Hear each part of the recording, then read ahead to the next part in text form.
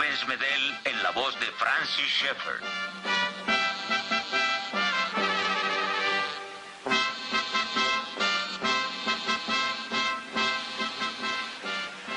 Roma decayó debido a la degeneración interna de todo el sistema romano. El imperio decayó. Siguió una época de confusión social, intelectual y política, y después un despertar gradual cultural, la Edad Media.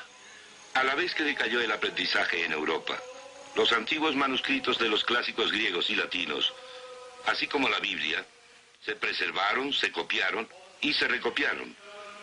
Sin embargo, el cristianismo original y primitivo del Nuevo Testamento gradualmente se fue distorsionando.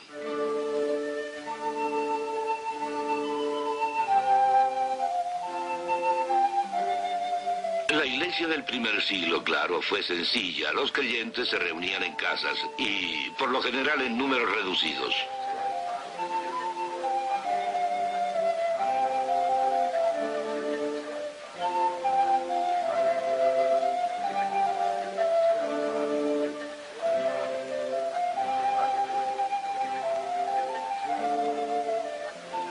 Cuando se reunían en estos pequeños grupos, se dedicaban al canto de salmos y alabanzas.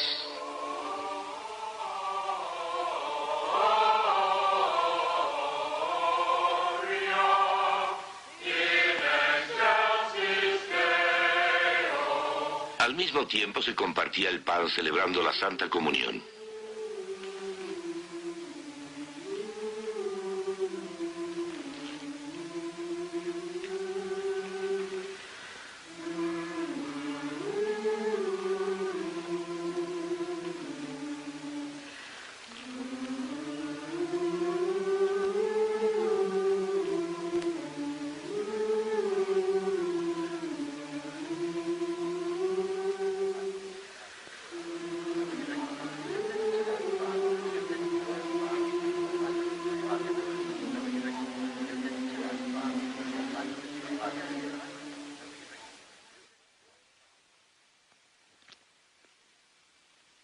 La iglesia del primer siglo hizo hincapié principalmente en la predicación de la Biblia como la palabra absoluta e infalible de Dios. Si se lee el libro Los Hechos de los Apóstoles, por ejemplo, vemos que se hace muchísimo énfasis en el contenido. La religiosidad no era, como piensa ahora el hombre del siglo XX, algo que se encuentra dentro del área del irracionalismo. En realidad se trataba del contexto, se trataba ahí de la resurrección de Cristo en espacio y en tiempo. Reconocían al Antiguo Testamento como la palabra de Dios. Lo que esta gente creía en realidad era en la veracidad de ello, no en su religiosidad y ni siquiera, básicamente, en la experiencia religiosa, sino en la veracidad.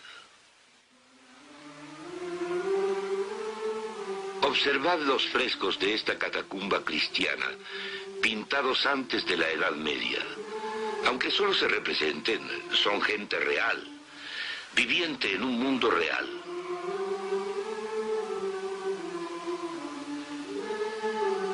Esta vitalidad y vivencia corren paralelas a la cristiandad de la iglesia primitiva. Paulatinamente hubo un cambio en el cristianismo original. Y lo mismo sucedió con el arte. Ahora ya no se trata de gente real, sino de símbolos. Hubo un contraste con el arte cristiano primitivo. En el siglo VI, los últimos vestigios del realismo moderno se diluyeron, según Michael Gogh en su libro Los orígenes del arte cristiano. Hay belleza aquí. Los artistas trabajaban con devoción, buscando más valores espirituales, pero en su cometido, el arte cambió. Esto vino a culminar entre los siglos IX y XI.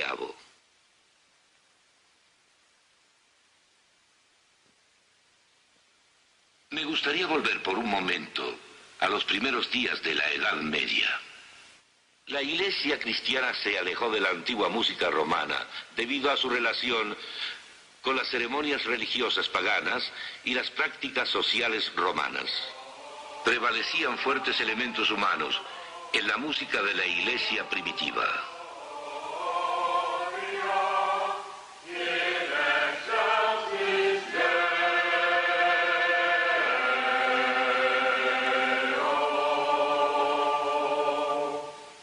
Citaré, por ejemplo, a Ambrosio, obispo de Milán en el siglo IV, quien compuso himnos y enseñó a su pueblo a cantarlos.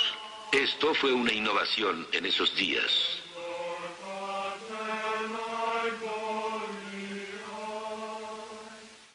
Luego, con el Papa Gregorio, hubo un cambio que ahora conocemos como canto gregoriano, impersonal, místico y espiritual.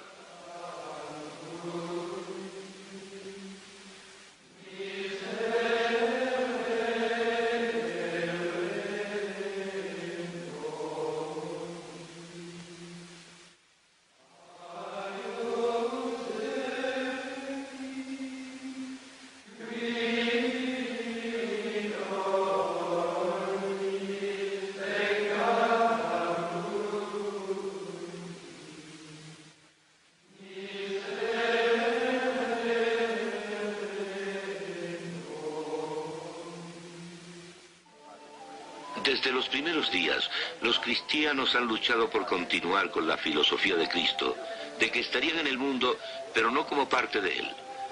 Esto retó a la actitud cristiana en cuanto a las posesiones materiales y el modo de vida.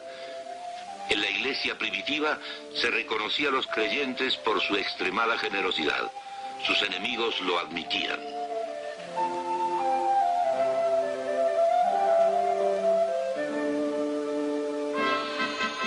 Pero en la Edad Media el péndulo no dejaba de oscilar entre un descuido absoluto del mandamiento de vivir modestamente, preocupándose por el pobre, y la antigua idea monástica de no poseer nada de dinero.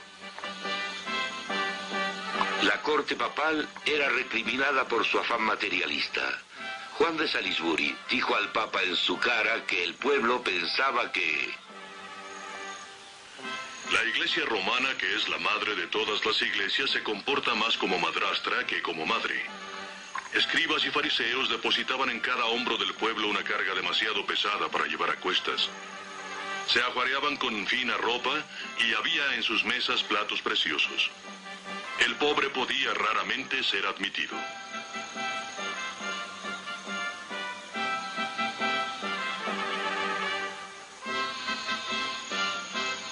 En medio de todo esto, Francisco de Asís, comprendiendo los efectos corruptores del dinero, prohibió a sus seguidores recibir dinero alguno.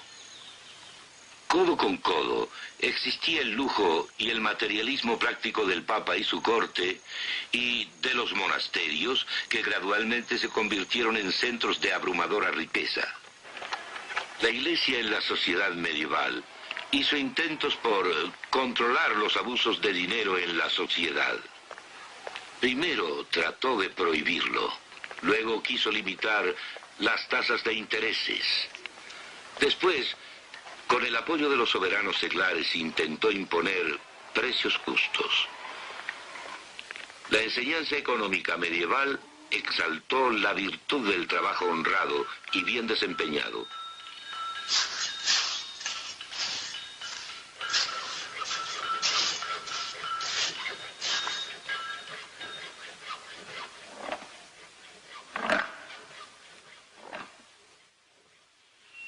Cuando la vejez o la enfermedad hacía imposible trabajar a la gente de la Edad Media, la Iglesia a menudo los proveía con hospitales y otras instituciones caritativas. Este hospital se abrió en Siena en la Edad Media, tal como se encuentra ahora.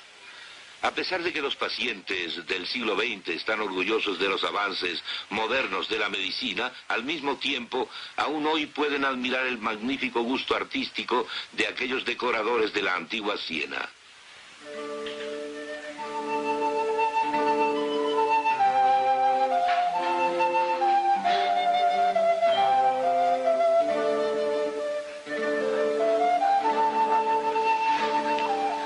En otro plano, el reto de estar en un mundo, pero no ser parte de él, daría lugar al conflicto de la ley de Dios frente a la ley del Estado. En la iglesia primitiva no existía tal confusión entre la iglesia y el Estado, porque hasta los días de Constantino el Estado estaba establecido bajo bases no cristianas. En la Edad Media el problema se complicó aún más. Verán, Europa era considerada como el reino de Cristo. Cristianismo. Solamente los bautizados podían ser aceptados en la sociedad europea. Así, se puede decir que el Estado mismo había sido bautizado o consagrado. Individualmente, esto suponía un problema aún más complejo en relación al Estado. Esta es la alegoría de Lorenzetti del buen y el mal gobierno, que se encuentra en la Cámara del Consejo del Cabildo de Siena, que data del siglo XIV. El mal gobierno, aquí, con el diablo presidiendo sobre todos los vicios que destruyen a la comunidad. Y acá, el buen gobierno y las virtudes cristianas, de las que derivan todas esas actividades humanas que manifiestan la identidad del hombre bajo Dios.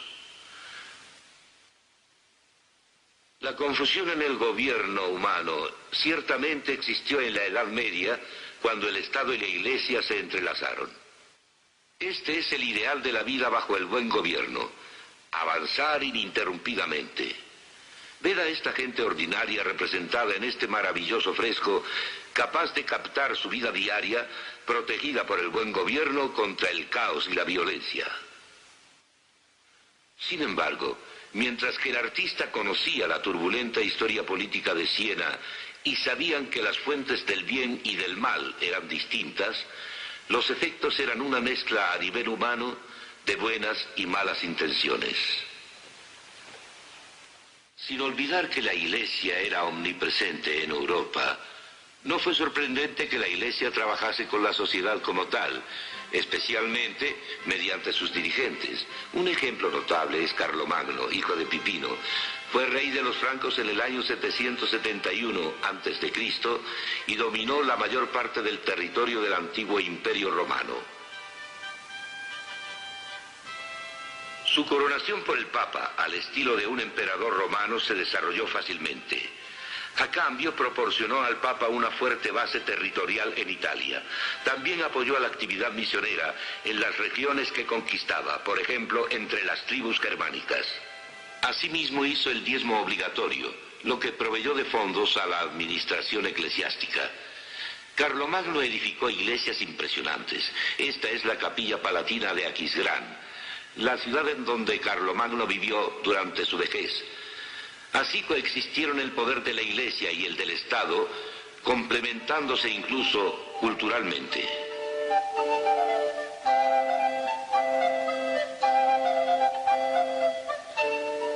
La época de Carlomagno significó un paso adelante en la cultura. Los objetos de arte no eran muchos, pero sí exquisitos.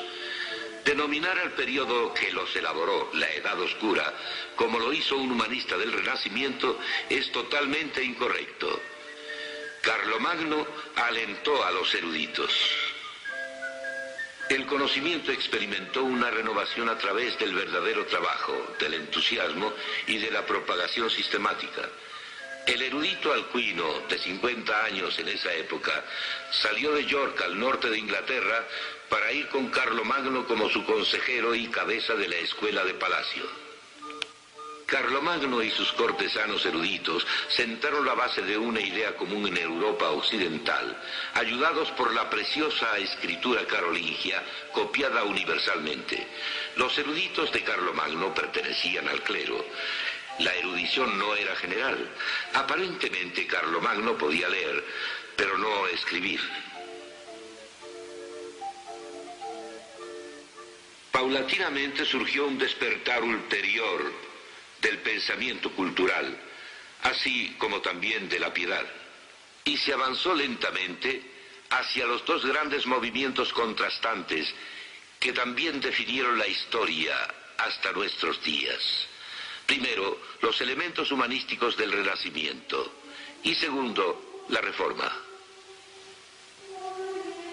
Sería imposible discutir la cultura creciente en la Edad Media sin observar detalladamente la arquitectura de esa época. Esta es la Torre Blanca de la Torre de Londres, en donde está la capilla de San Juan. En esos días, la arquitectura románica empezaba a florecer. Un paso adelante en el despertar cultural. El arte románico se basa en la forma romana, pero añadió su propio gusto, como el arco de medio punto, muros gruesos e interiores sombríos.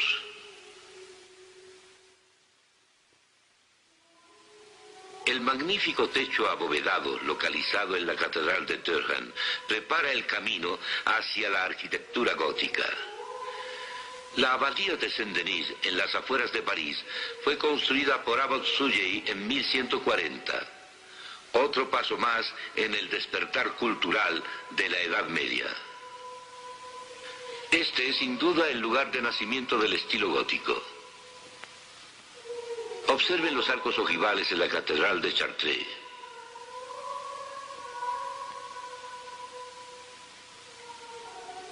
Notre Dame nos da un ejemplo de los contrafuertes volantes góticos.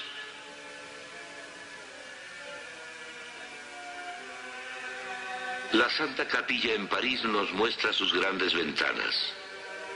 Largos vitrales, miles de vitrales, y la maravilla del rosetón.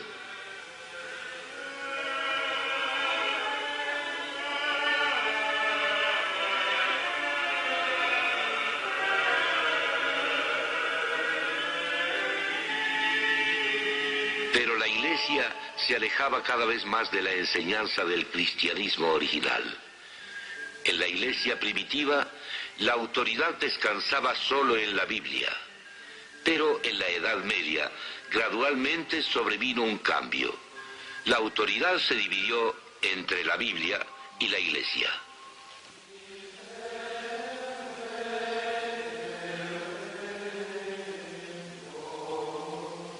Luego vino Tomás de Aquino, monje dominico. Fue el teólogo prominente de ese período y sus ideas tienen aún mucha influencia. Tenía una visión incompleta de la caída del hombre, puesto que el hombre se había rebelado contra Dios. En su opinión, la voluntad del hombre estaba degradada o corrupta, pero su intelecto no. Como resultado de este énfasis, poco a poco la filosofía comenzó a actuar de una manera cada vez más independiente y autónoma. Más y más las enseñanzas de la Biblia y las de los filósofos clásicos no cristianos se mezclaron libremente. Él reintrodujo la enseñanza del filósofo griego Aristóteles, a pesar de que el Papa Urbano II previamente lo había prohibido. Debido a que Aquino hizo hincapié en Aristóteles, surgió un problema que más tarde sería crucial para los elementos humanísticos del Renacimiento. Aristóteles puntualizó las cosas individuales a nuestro derredor, los particulares. Este recoveco es un particular. Las moléculas que forman este recoveco son particulares. Y usted y yo somos particulares. Comenzando con el hombre y con las cosas individuales en el mundo, esos son los particulares. El problema entonces es cómo encontrar un último y adecuado significado para las cosas individuales. Y más importante, cómo encontrar un significado para el hombre, para la vida, y cuál será la base humana para la moral, los valores y la ley. Más tarde, la combinación de enseñanza bíblica y filosofía no cristiana planteó esta cuestión. ¿Es la Biblia realmente necesaria? ¿Se puede llegar a la verdad sin tener que consultarla? Lo que pasó fue que Tomás de Aquino en la Edad Media abrió las compuertas al hacer énfasis en Aristóteles y en sus particulares. Al hacerse esto, la filosofía cada vez se fue liberando más de todo lo que Dios dijo. Y entonces vemos que el hombre comienza a equilibrarse y a ubicarse en el centro. Cada vez más, la autoridad de la Iglesia se sobreponía a la enseñanza de la Biblia. Se hizo hincapié una y otra vez en que la salvación dependía más de los merecimientos de la gente que de los méritos de la obra misma de Jesucristo. Gradualmente surgió un elemento humanístico que fue que lo que la Iglesia decidía era igual a lo que la Biblia decidía. Esto cambió todo porque entonces todo podía ser comprendido o dejado fuera. Por ejemplo, de inmediato condujo a un diferente énfasis de en qué forma acercarse a Dios, a través de las obras agregadas al mérito de Cristo y a través del mérito mismo de Cristo, y así cambió todo.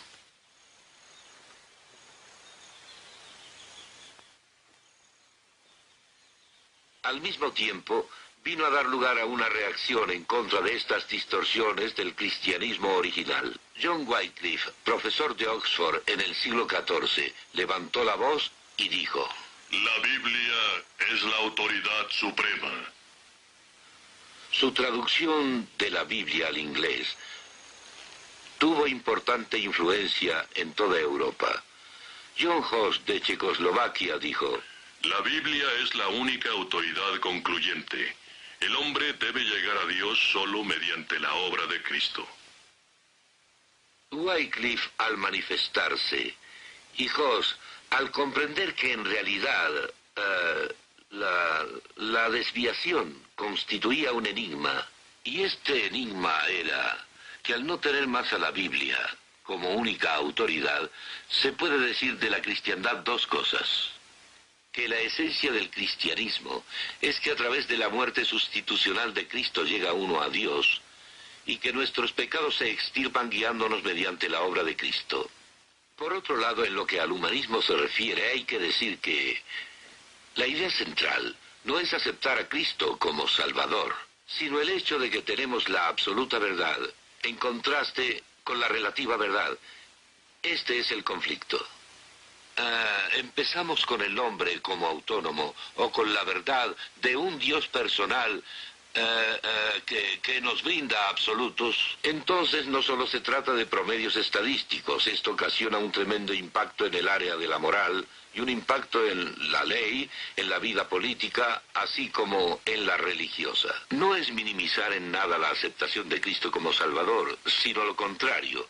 No hay otra forma de volver a Dios sino sobre la base de su obra, a no ser que se enmarque en el concepto de que hemos discutido de la verdad y no solo en una serie infinita de ideas relativistas, hablando nada más de aceptar a Cristo como Salvador, lo que jamás abarcará el dilema humanista. Solo hay una verdadera solución que se encuentra en la Iglesia primitiva, la cual creía con firmeza que únicamente la Biblia era la autoridad definitiva. Lo que en realidad se creía entonces y llenaba a la gente de valor era en la verdad de la Biblia como la palabra absoluta e infalible de Dios.